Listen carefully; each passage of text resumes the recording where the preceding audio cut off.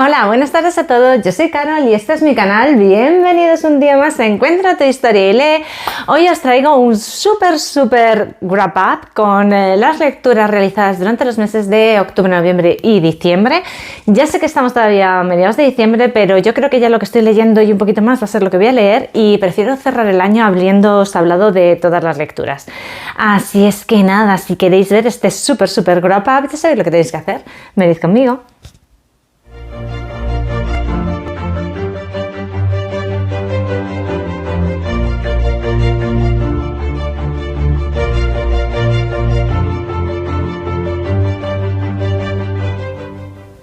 Hola a todos, ¿cómo estáis? Espero que fenomenal y con muchísimas ganas de hablar de libros, porque hoy os traigo nada más ni nada menos que 14 libros que son los que he leído durante los últimos meses. Más o menos a una media de 4 con mucho, casi 5 libros al mes. Todo depende de para lo que me dé diciembre, si me da tiempo a meter todavía alguna cosita por ahí o no. Si leo un libro más de los que os voy a contar, llegaré a 5 libros al mes, más o menos, que ya viene siendo una media como me gusta, no como que sabéis que he tenido otros mesecitos con unas rachas así un poco más tontorronas.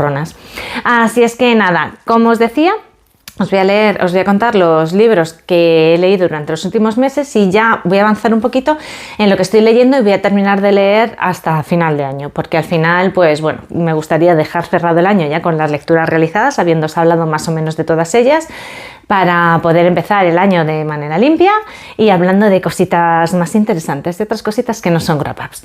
Entonces, nada, tengo aquí un montón de libros y tengo mi chuleta también para ir siguiendo, porque la verdad es que como son lecturas de hace 3 meses, pues hay cositas que no recuerdo muy bien. Como son muchos libros, ya no me voy a extender más en las explicaciones y diré 4 cositas de cada uno, ¿vale? No me voy a extender porque si no, bueno, pues se nos va a ir el vídeo muy largo. Entonces, bueno, empiezo ya, no me explico más y empiezo. El primer libro que os quiero comentar de manera súper sucinta, porque ya os he hablado de él en otros vídeos, es La Vuelta al Mundo en 80 días de Julio Verne. Este libro lo leímos en el Club de Lectura Buscadores de Historias por la iniciativa Un lector, una obra en el mes de octubre. El mes correspondía a Julio Verne y salió La Vuelta al Mundo en 80 días. Yo creo que ya os lo he comentado. Este libro nos trata la historia de Phineas Fogg, que es un noble inglés, súper excéntrico, ¿no? Muy recluido en su casa, con unos horarios muy especiales, ¿no? Muy puntilloso con sus horarios, con la temperatura de su agua, con la temperatura de su té, en general un poco con todo, ¿no? Muy británico, muy british, ¿no? Él tiene una rutina muy marcada y bueno, va a un club de nobles ingleses en Londres, y allí un día sale una noticia en un periódico que con la apertura de determinada línea ferroviaria se calcula que se puede dar la vuelta al mundo en 80 días, y él decide apostar con sus compañeros de allí del club, que se levanta cierta polémica, a que él es capaz de hacerlo.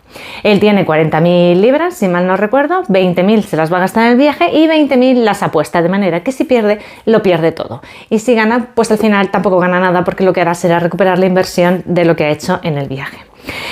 Con las mismas le aceptan la apuesta y Phineas Fogg comienza su vuelta al mundo, que tiene que realizar en 80 días, súper milimetrada, súper cronometrada. Veréis que una de las cosas que nos llama la atención es que este hombre pasará por un montón de países que forman parte de la inmensa mayor parte de ellos de la corona británica, no todos, pero muchos, y en este momento, y él prácticamente no ve nada salvo lo que su viaje le obliga a ver, ¿no? Porque aunque, bueno, pues el libro nos introduce un poquito las diferentes áreas en las que va a través de la visión de otros personajes, Phineas Fogg apenas se baja de los barcos o para irse al hotel, al tren y poco más, lo que le va obligando su viaje. En este viaje le va a acompañar su nuevo mayordomo o ayuda de cámara, que, bueno, pues que lo acaba de contratar, que es una persona que busca passport, me parece que se llama, que busca tranquilidad, que le han recomendado al señor Phineas Fogg porque es súper predecible, con unos horarios súper lógicos, y lo que se va a encontrar es que en su primer día de trabajo tiene que hacer las maletas para irse a dar la vuelta al mundo. Él será su fiel compañero de viaje, pasarán muchas vicisitudes por el camino, muchas cosas que les retrasarán, que les ayudarán, gente que conocerán, gente que influirá en el desarrollo de este viaje, y la verdad es que os diré que es una obra que ha envejecido súper bien, porque a nivel de escritura a mí me ha gustado mucho. No es una obra que tenga una lectura farragosa, ni muchísimo menos. Cualquiera diría que está escrita antes de ayer. Sí que es verdad que tiene quizá muchos datos de los sitios a los que se llega. Y hay momentos en los que puede parecer casi más una guía de viaje, pero bueno, al final no deja de serlo de alguna manera, ¿no? Según avanza la obra, yo creo que la segunda mitad es cada vez más trepidante, ¿no? Se va viendo cómo el ritmo se acelera según va llegando el final del viaje, y a mí es algo que también me ha gustado mucho, ¿no? En determinados momentos de la obra, sobre todo al final, pasaban determinadas cosas que decías: no, no, ahora no es el momento de que pase esto, por favor. Y sí que tenía en cierta emoción y cierta tensión, teniendo en cuenta el libro del que estamos hablando. Lo puntué con 4 estrellas en Goodreads. Me ha gustado mucho y volveré a leer a Julio Verne. Este era el primer libro que leí de Julio Verne y no será el último. Fenomenal. Siguiente libro leído fue La zarina de Ellen Aspstein. Esto se leyó también en el Club de Lectura Buscadores de Historias con la iniciativa Leyendo la Historia. Bien, esto nos va a contar la historia de Catalina, la zarina de Rusia, mujer de Pedro I de Rusia. Y al final, bueno, pues es una vida súper tormentosa, súper tortuosa. Una mujer que parte de la nada. Ella es hija de una familia súper humilde. Y cómo, bueno, pues según las cosas que le van pasando, ¿no? La compran, de hecho en su infancia se la llevan de su casa comprada por un mercader, y cómo todas las vivencias que va pasando, ¿no? La llevan a acabar convirtiéndose en zarina de Rusia, en mujer de Pedro el Grande, que es un zar muy complejo, al que la historia le ha dado una posición súper preponderante, porque sí que es verdad que, bueno, pues políticamente quizá hizo avanzar mucho a Rusia, pero hay determinados momentos en los que el libro nos presenta al zar como una persona irresponsable, como un niño prácticamente, que solo le gustan las fiestas. Es Catalina, que en sus orígenes se llama Marta, pero bueno, que acaba llamándose Catalina. Quien toma las riendas de determinadas situaciones, ¿no? Quien es su mujer, pero también un poco su madre, ¿no? También todas las cosas que tiene que tragar y callar para que no la haga a un lado, ¿no? Porque en cualquier momento ya se puede ver en la calle, ¿no? Se puede ver sin nada, de repente, otra vez en la calle, otra vez dependiente de quien quiera tener cierta caridad con ella o de nada. Entonces, la verdad es que estoy recordando episodios de la vida de Catalina y me parece, ya os digo, o sea, súper interesante. Es un libro que os va a gustar mucho, que os va a mantener enganchados desde la primera hasta la última página, que te provoca sentimientos, ¿no? Muy importantes con respecto a lo que ella va pasando y va viviendo, porque son situaciones muy extremas de pobreza, de humillación, de miedo, de angustia, pero bueno, también en algunos momentos de alivio, de paz, de amor, ¿no? Todo lo que ella siente es muy pasional, ella es muy sentimental, ¿no? Y todo eso lo transmite muchísimo la autora Ellen Aspstein, y yo ya os digo, este libro os lo recomiendo muchísimo. Yo lo puntué con 4 estrellas en su momento, pero sí que es verdad que ahora, si miráis para atrás, tampoco le veo pegas como para no haberle puesto la 5ª estrella, ¿no? Entonces ya tendré que revisar yo mis notas para ver por qué exactamente no le puse la 5ª estrella, porque la verdad es que es un libro que merece mucho la pena y que os recomiendo mucho.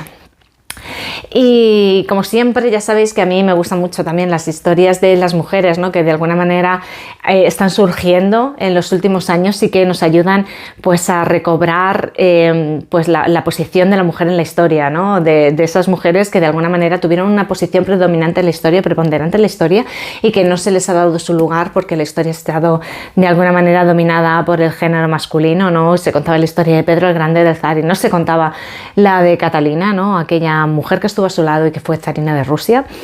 Y bueno, esto a mí me interesa mucho, ya lo sabéis. Así es que a leer La zarina de Ellen Aspstein. El siguiente libro que me leí, os lo dejo por aquí la portada porque lo leí en digital, y es Las modistas de Auschwitz. Este libro le di 3 estrellas. ¿Por qué le di 3 estrellas? Le di 3 estrellas porque no me llenó. A ver, no es una novela,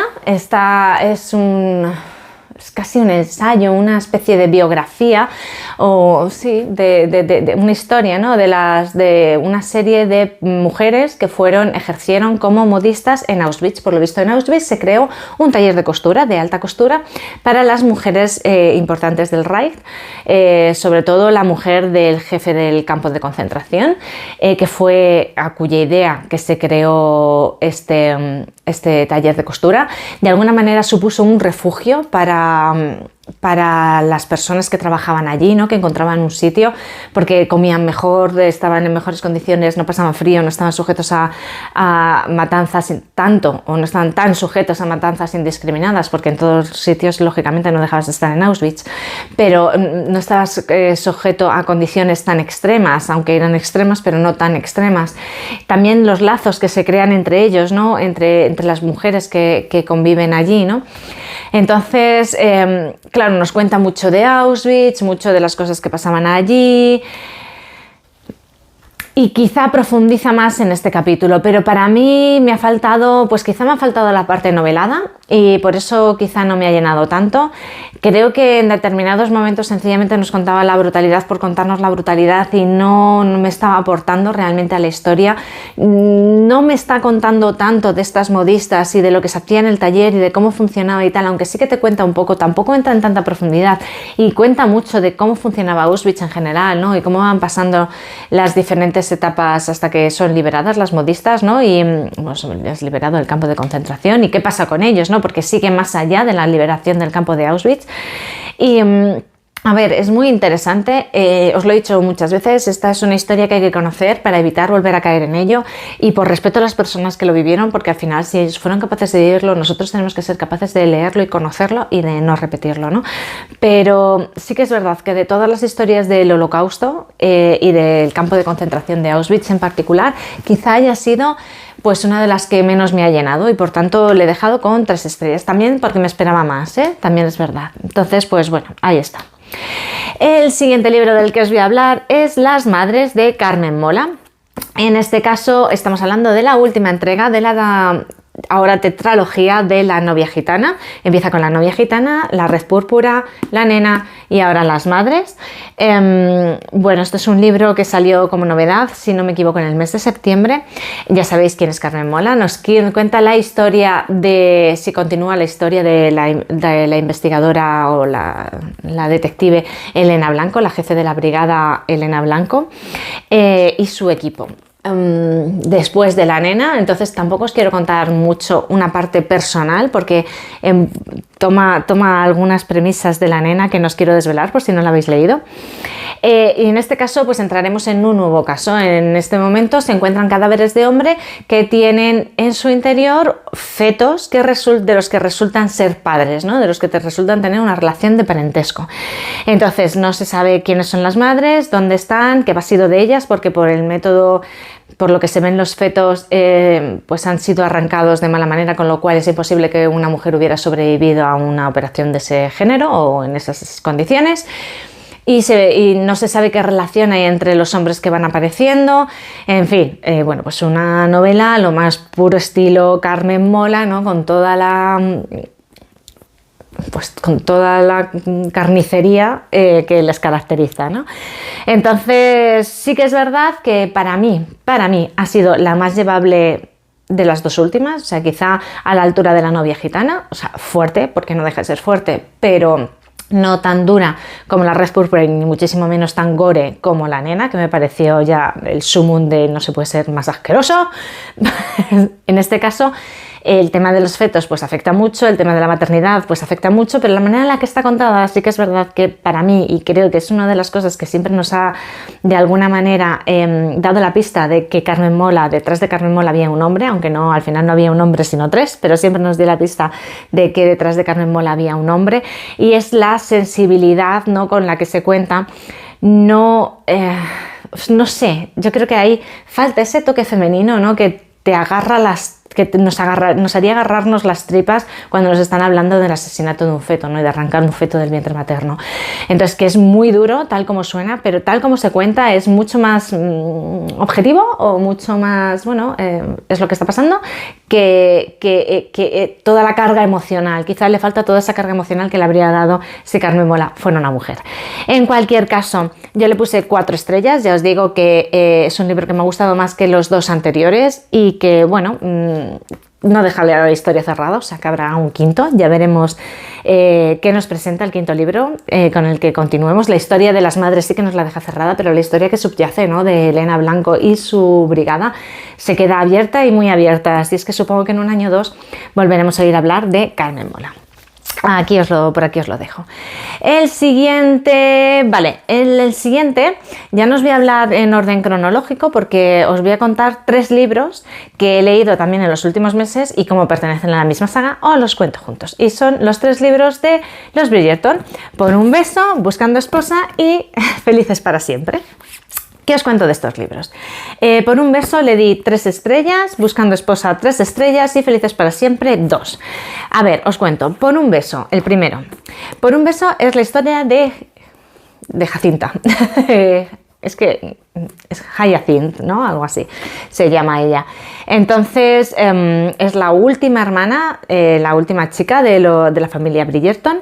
Ya nos la han dibujado en los libros anteriores como una mujer pues muy especial, ¿no? Un poco fastidiona, muy inquieta, muy cotilla, que se mete en todo y demás. Y entonces pues de alguna manera arrancábamos con ella de una manera así un poco raruna, ¿no? Un poco como no sabemos si este personaje va a ser mucho de nuestro gusto o no.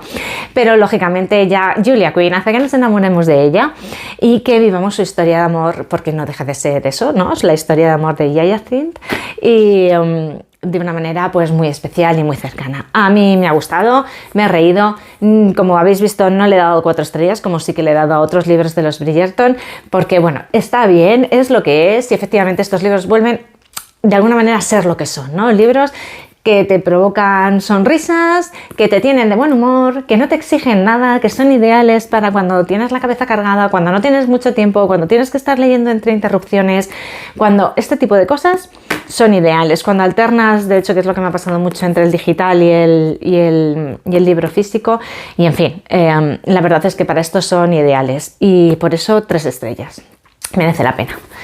Toda la saga de los Bridgerton, la verdad. El siguiente es la historia de George, que es el hermano pequeño, ya es el último de la familia de los Bridgerton. Entonces, pues también tiene una historia muy particular por cómo, bueno, pues como todos, ¿no? Por cómo conoce a la mujer de la que se va a enamorar, ¿no? Pues hay, como siempre, malos entendidos y además de malos entendidos, pues cambios de rumbo y golpes de timón y equivocaciones y meteduras de pata y aquí todo el mundo se pone en ridículo y todos se equivocan y nadie salva a nadie. ¿Sabes? Todo es como, bueno, y todos se salvan a la vez, ¿no? Y es como, bueno, es como muy divertida, ¿no? Hay muchos enredos, son comedias de enredo clásicas, ¿vale? O sea, yo lo comparo muchísimo con el cine clásico, con La fierecilla de mi niña, La fiera de mi niña, con, yo qué sé, Su juego favorito, este tipo de películas, ¿sabéis? De cine clásico, que son comedias de enredo, con faldas y a lo loco, este tipo de cosas que te hacen sonreír, que pasan cosas locas y que al final te cuentan una historia que te ha abstraído del mundo, de tus preocupaciones y te deja la cabeza limpia.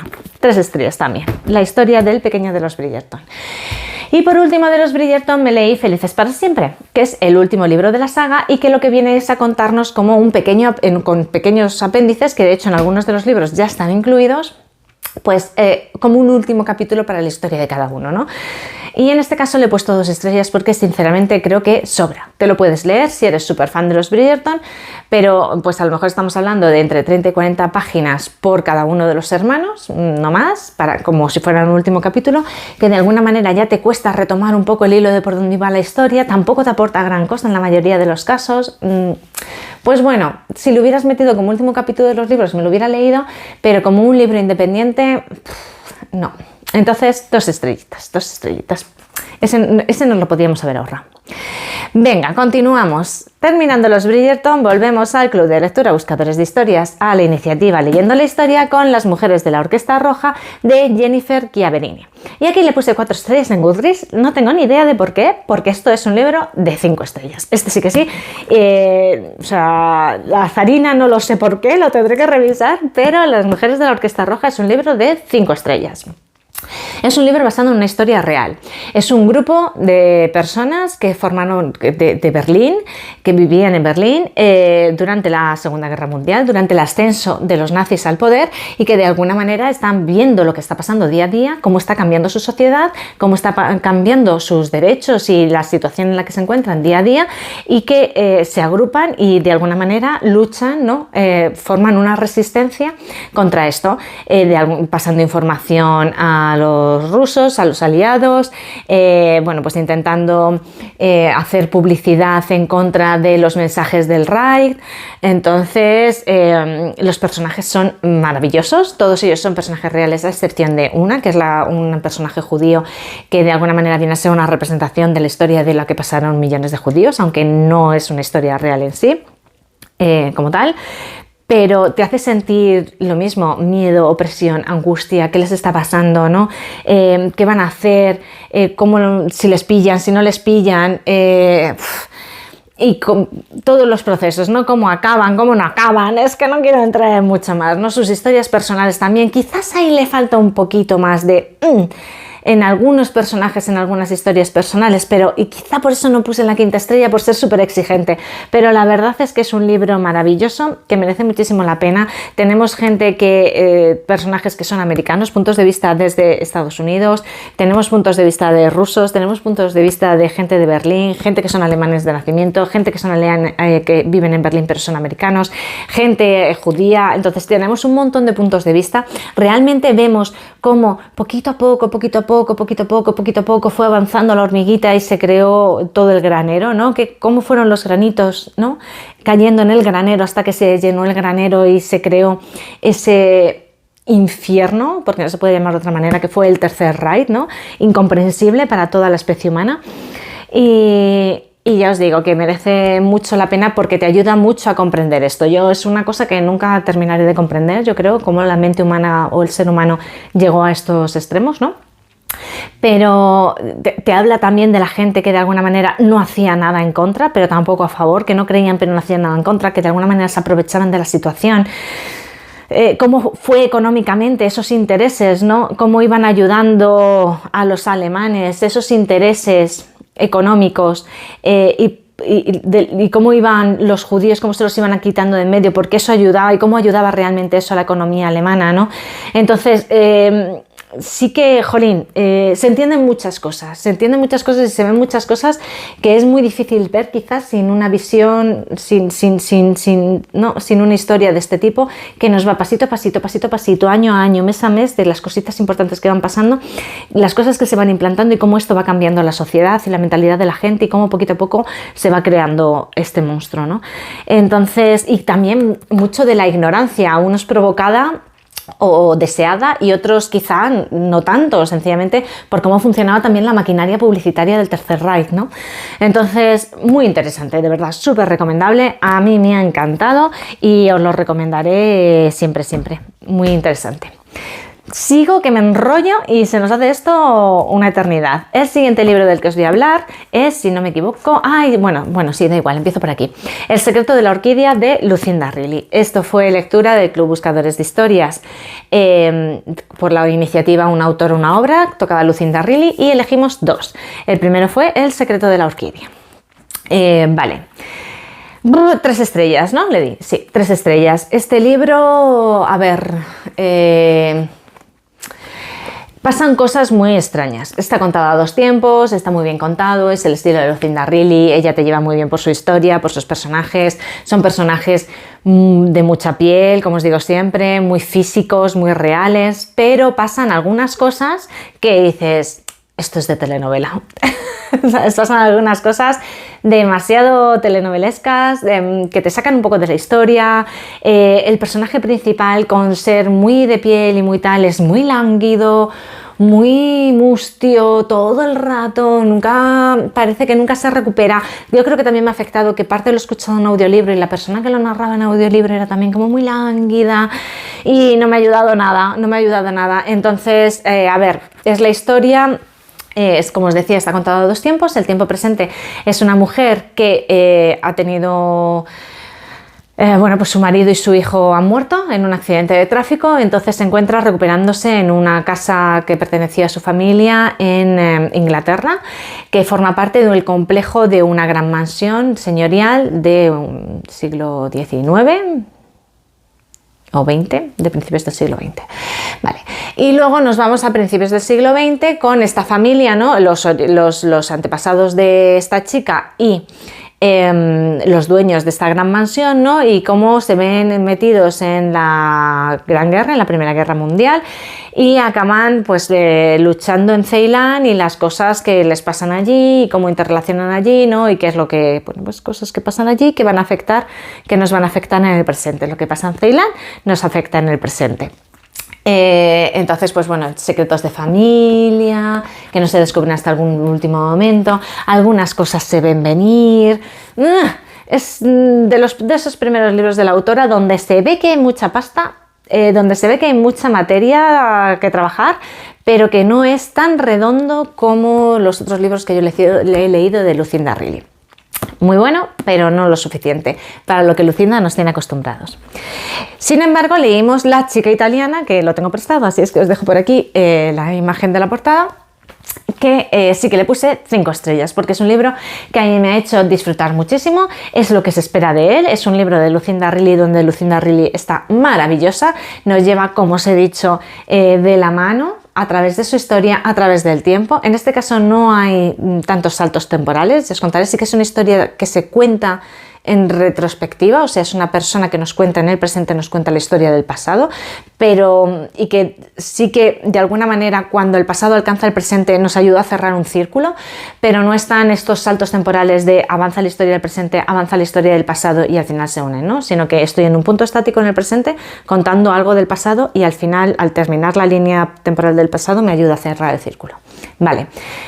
Dicho esto, la escritura de Lucinda Riley maravillosa, los personajes increíbles, me parecen súper humanos, súper reales, con súper, ¿cómo os diría, no? Con muchos defectos, con muchas debilidades, donde esas debilidades afectan, hacen daño a los demás, ese dolor se transmite, esa emoción está ahí, donde los personajes secundarios también son importantes y están súper bien construidos y tienen unos caracteres que no te permiten olvidarte de ellos en ningún momento, ¿no?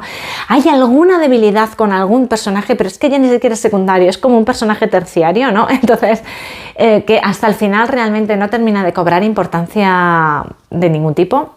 Con lo cual ya ni lo considero una debilidad. Para mí este es un libro, uno de los libros redondos de Lucinda Riley, donde además tiene un gran componente musical. También El secreto de la orquídea lo tiene.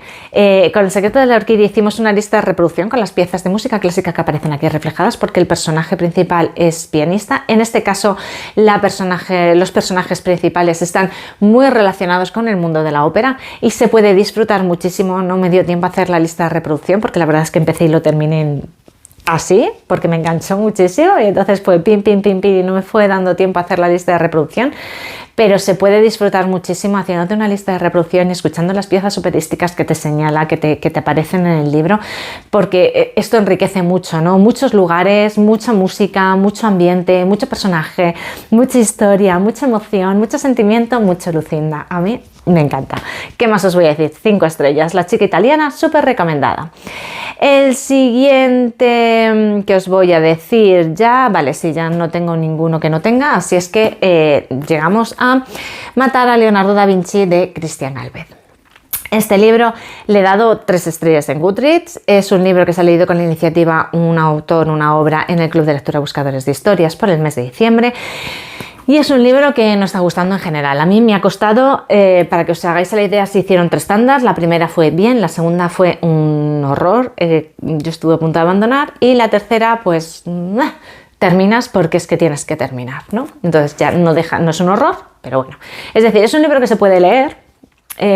Es un libro que nos acerca mucho a la figura de Leonardo da Vinci. Recordemos que Christian Galvez es un auténtico conocedor de la obra y vida de Leonardo da Vinci, uno de los expertos, de los grandes expertos a nivel mundial, y como tal ha escrito el libro. Es decir, hay muchísimos datos históricos, hay veces que hay demasiados saltos temporales que no están bien hilados, hay saltos entre personajes que tampoco terminan de estar bien hilados, que son importantes para el desarrollo de la vida de Leonardo da Vinci, porque de alguna manera le movilizan a él en muchos sentidos, pero no están bien hilados, no están bien contados. Hay veces que te pierdes entre los personajes, hay veces que te pierdes entre el tiempo, hay personajes que no están lo suficientemente bien aprovechados. Aquí hay una familia de Médicis, un Lorenzo de Médicis que no está nada bien aprovechado. O sea, y el personaje, incluso el personaje de Leonardo da Vinci, nos lo presenta como un personaje hiperinteligente, muy cercano, con mucha ironía, ¿no? Pues con mucha inteligencia en general, en sus diálogos, en su manera de conducirse, en su pose, ¿no? Es un gran orador, etcétera, etcétera. Y sin embargo, aunque nos lo dibuja así y tiene algunos momentos más brillantes, no tiene los suficientes. Yo lo comparo, por ejemplo, con los libros de El asesinato de Platón o El asesinato de Sócrates, donde de alguna manera, en el caso de Marcos Chicot, también nos quiere presentar la obra de estos filósofos y hacernos que entendamos la obra de estos filósofos contándonos una historia en la que ellos son personajes y no está ni de lejos tan lograda como estos, ¿no? Creo que ni terminamos de conocer a Leonardo da Vinci, aunque nos acerquemos un poco, sobre todo para los que somos más, pues no conocíamos tanto la figura, nos acerca a su obra, nos ayuda a lo que él llama decodificar, ¿no? Algunas de las claves que se escondían en su obra, de esos secretos que escondía Leonardo da Vinci en su obra. No solo Leonardo da Vinci, sino otros de sus colegas renacentistas, como Miguel Ángel, que también forma parte de esta obra, o como Rafael, que también forma parte de esta obra, o como Sandro Botticelli, que también forma parte de esta obra. Les conocemos un poquito a todos y no les conocemos lo suficiente. Sabemos la historia y lo que le pasó a Leonardo da Vinci, pero está todo muy descafeinado. Así que 3 estrellas. Y sobre todo la parte central es una parte donde hay muchos datos, mucha historia y... historiografía y no suficiente historia o narrativa, ¿no? O narración. Entonces se ha quedado con 3 estrellitas. Yo también me esperaba más. También es verdad que es la primera obra del autor. Esto forma parte de la trilogía del Renacimiento. Hay otros 2 libros que supongo que leeré. Tengo que darle un respiro y quizás a lo mejor meta antes Hannah, que es otro libro que está ambientado en la Segunda Guerra Mundial, también de Christian Galbert, a ver si la pluma evoluciona, porque me parece una pena, y me gustaría que reescribiera esta obra, porque estoy convencida de que quizá con la experiencia haya conseguido llevar esto de una manera diferente, ¿no? Bueno, ya lo veremos. El siguiente libro, ya entro en fase fin de año, ¿vale? En fase voy cuesta abajo y sin frenos hacia fin de año, el puente, tengo que leer cosas rápidas, que no me exijan nada, que me diviertan, que me pongan ganas de leer y de seguir avanzando con la historia para ver qué pasa. Y lo que leí fue, ya os lo dije, que quería probar por fin a David Safier con Jesús me quiere, que es un libro que tenía por aquí pendiente desde hace tiempo y que al final lo que es el libro ni lo abrí porque me pillé fuera de casa durante el puente de la lectura y me lo cogí en digital, me cogí la copia digital y me lo he leído entero en digital. Aquí tengo el libro sin estrenar, pero bueno, la verdad es que simpático, un libro que efectivamente te dan ganas de leer por ver qué va pasando, pero en el sentido como unos Bridgerton, ¿vale? Que no te exigen nada, que no tienes que estar concentrado viendo lo que está pasando, que no, bueno, que hay cosas como muy locas, ¿no? Pasan cosas como muy locas. Realmente esto nos cuenta la historia de Marie, que es una mujer que vive en Alemania, que es un poco desastrosa, pues un poco rellenita, que, bueno, pues que está a punto de casarse, pero no tiene nada claro nada de su vida. Total, que conoce a un carpintero que dice que es Jesús, que ha vuelto a la tierra para desencadenar el fin del mundo, ¿no? Para el apocalipsis, ¿no? Para su misión es el apocalipsis. Entonces, pues bueno, ¿qué sucede aquí, no? Tenemos una mujer normal del siglo XXI en el que, bueno, pues que tiene relaciones sexuales, que tiene, bueno, que vive en el mundo de hoy, y tenemos a Jesucristo, el Jesucristo que salió del Sermón de la Montaña, de la crucifixión, y sin pasar por la casilla de salida se ha plantado en el siglo XXI para provocar el apocalipsis, ¿no? Entonces, pues, ¿qué está pasando aquí, no? Tenemos otras figuras bíblicas por aquí, tenemos a Dios, tenemos al arcángel Gabriel, tenemos a Satanás, tenemos otros personajes bíblicos por aquí también así mezclados, y es una visión como muy rara, ¿no? Como muy simpática, ¿no? De cómo revisitar nuestro mundo desde los ojos de un hipotético Mesías o cómo revisitar este mundo, ¿no? Desde los ojos de una mujer de este mundo moderna que ve, que empieza a ver el mundo a través de los ojos del Mesías, ¿no? Es muy raro, yo sé que lo estoy explicando muy raro, pero es muy simple. Bueno, me vais a perdonar porque se me ha cortado el vídeo, vuelvo a retomar, es la tercera vez que me ocurre, tengo duendes en casa, así es que voy a intentar ir rápido con lo que me queda para que no me vuelva a pasar, a ver si tengo suerte, cruzad los dedos. Os estaba diciendo que creo que este va a ser un libro menor dentro de la obra de David Shafir, que entiendo que sus libros sobre la inspectora Angela Merkel o Maldito Karma serán libros como donde la pluma de David Shafir sea mucho más intensa, ¿no? Esa ironía y ese humor extraño vayan mucho más allá, y tengo muchas ganas de leerlo, seguiré leyéndolo porque me ha hecho disfrutar mucho. Es un libro muy curioso, muy recomendable a pesar de todo, donde se aprenden muchas cosas y es diferente, es diferente. Hay que leérselo, pues eso, con la mente abierta y con buen sentido del humor y entendiendo lo que nos está contando, y me parece súper especial, un libro especial. Bueno, chicos, con estos últimos libros voy a ir a toda velocidad porque se me ha vuelto a cortar el vídeo, no sé qué es lo que está pasando, entonces voy a terminar de grabar como pueda, ¿vale? Os decía que estaba leyendo La pequeña farmacia literaria, que es un libro que he empezado a leer ahora, para esta época no tan maravillosa que se nos viene encima, de familia, compromisos, comida, cena, niños, de todo, pues algo más ligerito, ¿no? Esta historia nos cuenta la historia de Blue, que es una chica joven, contemporánea, que vive en Italia, comparte piso con sus amigas, tiene unos 30 y tantos años, y que después de lo que ella llama fracasar en el mundo editorial, no, porque al final la han echado de una editorial grande en la que trabajaba, decide montar una librería, ¿no? Ese gran sueño que tenemos todos los lectores de vivir entre libros. Vamos a ver cómo es su vida en esta librería, ¿no? Cómo recomienda los libros a sus clientes y cómo de alguna manera ella los va convirtiendo, ¿no?, en pequeñas medicinas para el alma. Que al final, os lo he dicho siempre, para mí todos los libros son, pues de alguna manera, un remedio para el alma, ¿no?, como nos dice en la portada.